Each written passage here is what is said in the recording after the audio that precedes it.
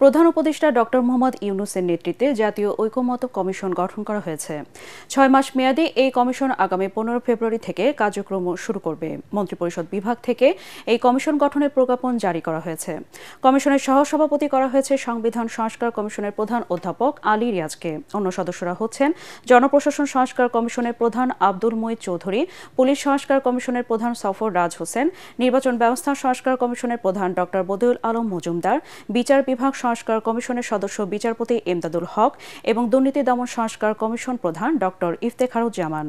Commission আগামী নির্বাচনকে সামনে রেখে নির্বাচন ব্যবস্থা, পুলিশ, বিচার বিভাগ, জনপ্রশাসন, সংবিধান ও দুর্নীতি দমন বিষয় সংস্কারের জন্য গঠিত কমিশনগুলোর সুপারিশ বিবেচনা ও গ্রহণের লক্ষ্যে জাতীয় ঐকমত্য গঠনের জন্য রাজনৈতিক দল ও শক্তিসমূহের সঙ্গে আলোচনা এবং সুপারিশ করবে। ওয়ার্ল্ড গভর্নমেন্ট সামিটে অংশ নিতে সংযুক্ত আরব আমিরাতে দুবাই পৌঁছেছেন প্রধান উপদেষ্টা ডক্টর মোহাম্মদ ইউনূস। স্থানীয় সময় বুধবার রাত ১১:১৫ তিনি দুবাই শহরে পৌঁছালে আমিরাতের ক্রীড়ামন্ত্রী ডক্টর আহমদ বেলহুল আল ফালাসি তাকে স্বাগত জানান।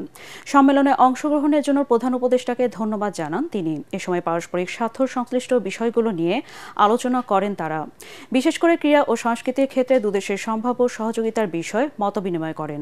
এ সময় পররাষ্ট্র উপদেষ্টা তৌহিদ হোসেন সংযুক্ত আরব আমিরাতে নিযুক্ত বাংলাদেশের রাষ্ট্রদূত তারেক আহমেদ এবং ঢাকায় নিযুক্ত সংযুক্ত আরব আমিরাতের রাষ্ট্রদূত আব্দুল্লাহ আলী খাসিব আল হামৌদি উপস্থিত ছিলেন।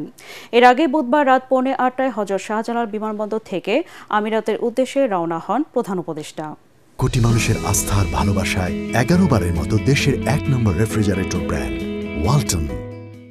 প্রধান নির্বাচন কমিশনার এএমএম নাসির উদ্দিন সহ অন্যান্য নির্বাচন কমিশনারের সঙ্গে বৈঠকে বসেছে জামায়াতে ইসলামীর ৬ সদস্যের প্রতিনিধি দল। সকাল 10টায় আগারগাঁওয়ে নির্বাচন ভবনে জামায়াতের সেক্রেটারি জেনারেল অধ্যাপক মিয়া গোলাম পরোয়ারের নেতৃত্বের প্রতিনিধি দলের সঙ্গে এই বৈঠক শুরু হয়। প্রতিনিধি দলে রয়েছেন জামায়াতের সহকারী secretary general HM. Hamidur Rahman Azad, কেন্দ্রীয় কর্মপরিষদ সদস্য জসিম উদ্দিন সরকার, ঢাকা মহানগর দক্ষিণ জামায়াতের কর্মপরিষদ সদস্য এস.এম. কামাল উদ্দিন, সুপ্রিম কোর্টের deputy attorney general Mohammad Yusuf Ali. একাদশ জাতীয় সংসদ নির্বাচনের আগে নুরুল হুদার কমিশন দলটি নিবন্ধন বাতিল করে প্রজ্ঞাপন জারি করে। নিবন্ধন ফিরে পেতে আদালতের রিটের শুনানি চলমান।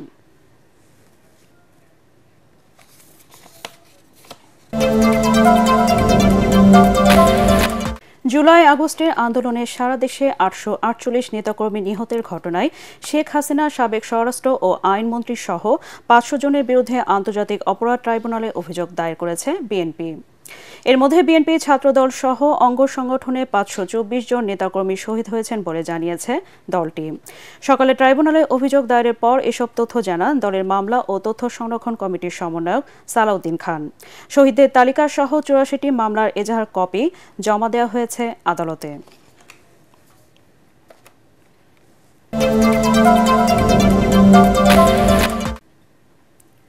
কাল থেকে টঙ্গীর তুরাগ নদীর তীরে শুরু হচ্ছে বিশ্ব ইজতেমার তৃতীয় পর্ব। বিশ্ব মার্কাজ নিজামুদ্দিন অর্থাৎ সাতপন্থী মুসল্লিরা এই পর্বের ইজতেমায় অংশ নিচ্ছেন। দিল্লি বিশ্ব মার্কাজ থেকে মাওলানা আব্দুল সাত্তারের জিম্মাদারিতে ৪২ সদস্যের একটি জামাত গত রাতে ইজতেমা ময়দানে এসেছে। রাতেই মশারা করেছেন তারা। বিপুল সংখ্যক বিদেশি মেহমান তৃতীয় পর্বের ইজতেমায় অংশ নিতে ময়দানে হাজির হয়েছে। সকাল থেকে দলে দলে মুসল্লিরা আসছেন ইজতেমা ময়দানে। গত 2 পর্বের মতোই এবারও ইজতেমা ময়দানে নিরাপত্তা জোরদার করেছে আইন শৃঙ্খলা বাহিনী।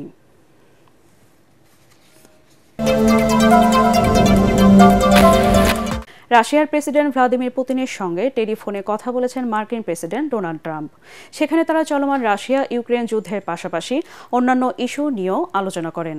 ট্রাম্প বলেন, ইউক্রেন যুদ্ধের প্রাণহানি বন্ধে রাজি হয়েছেন পুতিন। বার্তা সংস্থা আনাদোলু জানিয়েছে, রুশ প্রেসিডেন্ট ভ্লাদিমির পুতিনের সাথে মার্কিন প্রেসিডেন্ট ডোনাল্ড ট্রাম্পের দীর্ঘ এবং অত্যন্ত ফলপ্রসূ কথোপকথন হয়েছে।